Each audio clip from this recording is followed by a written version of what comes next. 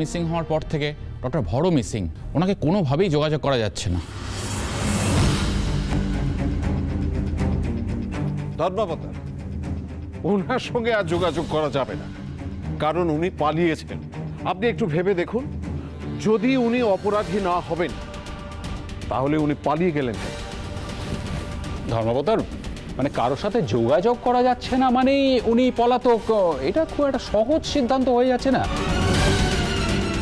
আমি আদালতের কাছে অনুরোধ করব যে না, করবেন না অনুরোধ করবেন না। বিচার চলাকালীন ডক্টর ভর মাস্ট বি অ্যাভেলেবল। যাই হোক, আমি ওনার জন্য আদালতের সময় নষ্ট করব না এবং এমন কোনো রায় দেব না যাতে কারোর মনে কোনো রকম সন্দেহ থাকতে পারে। এত বড় রিস্ক নিয়ে এরা এত বড় একটা কাণ্ড ঘটিয়েছেন, যদিও সেটা ইললিগাল, তবু এদের মরিয়া হয়ে ওঠাটা আমাকে ভাবাচ্ছে। তাছাড়া এটা একটা ছোট বাচ্চার ভবিষ্যতের ব্যাপার। তাই আমি অর্ডার দিচ্ছি, এই ডিএনএ স্যাম্পল আবার নতুন করে পরীক্ষা করা হোক।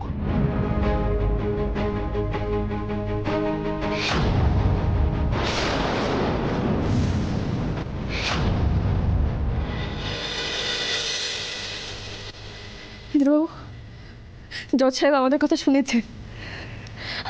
শুনেছেন, উনি। অন্য একটি বিশ্বাসযোগ্য ল্যাবরেটরিতে ম্যাজিস্ট্রেটের উপস্থিতিতে এই স্যাম্পল নতুন করে টেস্ট করা হোক এবং তার ভিডিওগ্রাফি করা হবে, লাইভ করা হবে, যাতে সেটি বাদী এবং বিবাদী পক্ষ উভয়ই দেখতে পারে এবং তাদের কারোর মনে কোনো সন্দেহ না থাকে। অ্যাজ সুন অ্যাজ পসিবল এই রিপোর্ট আমার কাছে আসা চাই। যত দেরি হোক না কেন, আজই আমি এই কেসের রায় দেব।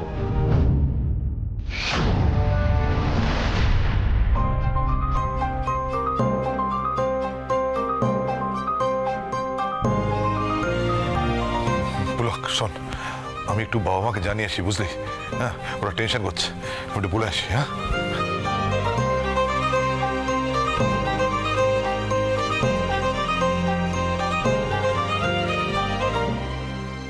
মিতুল, আর একদম চিন্তা করো না, দেখো এবার সব ভালো হবে। সত্যি সব ভালো হবে তো? এবারের পরীক্ষাতে ওদের ডিএনএ সঙ্গে কুকলির ডিএনএ মিলে যাবে না তো?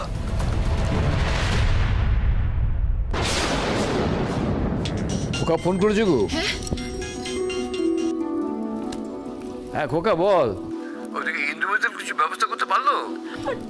ফোনটা জোরে করতে বলো না। স্পিকার অন করো, স্পিকারটা অন করো। হ্যাঁ হ্যাঁ করছি। হ্যাঁ খোকা, তোর মা আর সুমি শুনছে? হ্যাঁ শোনো, ভালো করে শোনো। ইন্দ্র আর মিতুল কোর্টে দাবি করেছে যে প্রথম যে ডিএনএ রিপোর্টটা বেরিয়েছে সেটা ভুয়ো রিপোর্ট। জাজ সাহেব প্রথমত কথা মানতে চাননি, কিন্তু পরে উনি বুঝেছেন, উনি আবার অর্ডার দিয়েছেন স্যাম্পলটা রিটেস্ট করার, যাতে আরেকবার টেস্ট করা হয়। এবার দেখা যাক কি হয়। এবার রিপোর্ট ঠিক আসবে দেখিস, আমার মন বলছে। মা, তুমি একদম ঠিক কথা বলছো। দাদারে তুই একদম চিন্তা করিস না, বুঝলি তো? ছেলে মেয়ে দুটো এত কষ্ট করছে, তো ভগবান এতটাও নিষ্ঠুর নন, এরপরে উনি মুখ ফিরিয়ে নেবেন না, তুই দেখে নিস। কামনা কর তাই যেন হয়। বাবা মা, তোমরা সাবধানে থাকো, চিন্তা করো না। আমি এটা খবর দেওয়ার জন্য এলাম, আমি এখন ভেতরে যাচ্ছি, ফোনটা রাখছি আমি। হ্যাঁ হ্যাঁ হ্যাঁ, রাখ রাখ খোকা, সব খবর আমাদের জানাস। হ্যাঁ রাখছি।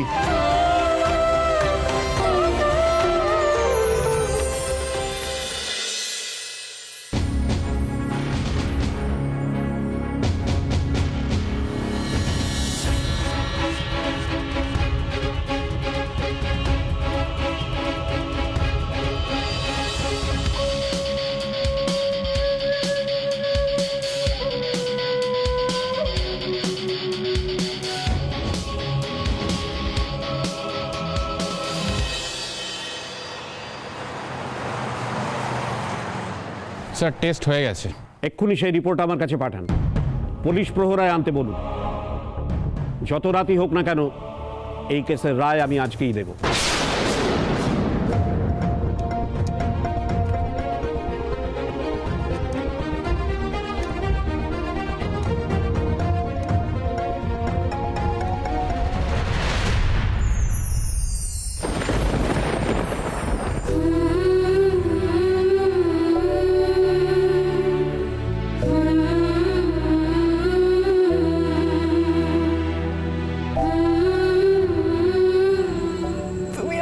থেকে আমার গুগলিকে কেড়ে নিও না বলে বাবা।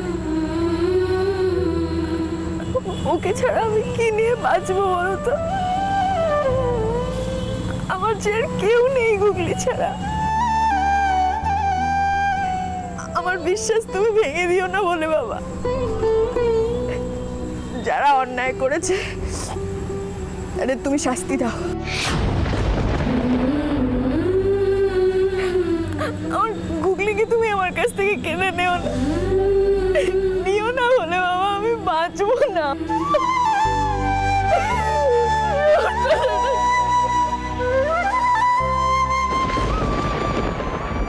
আমি যে মিতুরের মতো চোখের জল ফেলতে পারছি না, তাহলে কি আমার প্রার্থনা ঈশ্বরের কাছে পৌঁছবে না? আমার কথা কি ঈশ্বর শুনবেন না? গুগলি আমার জীবন থেকে চলে গেলে আমিও যে আমার সোহাগকে আবার হারিয়ে ফেলব। আমি যে একই কষ্ট দ্বিতীয়বার সহ্য করতে পারবো না।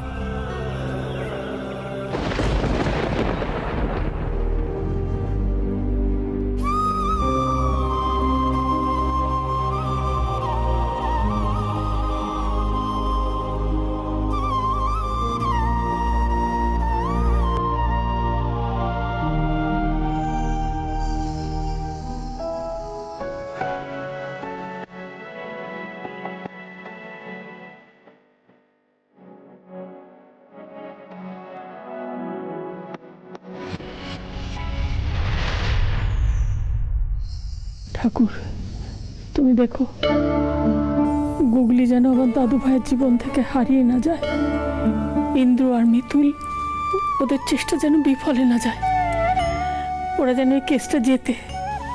ঠাকুর, অনেকদিন পরে গুগলিকে ঘিরে ইন্দ্রর জীবনটাকে গুছিয়ে নিচ্ছিল। ও আবার নতুন করে বাঁচতে শুরু করেছিল।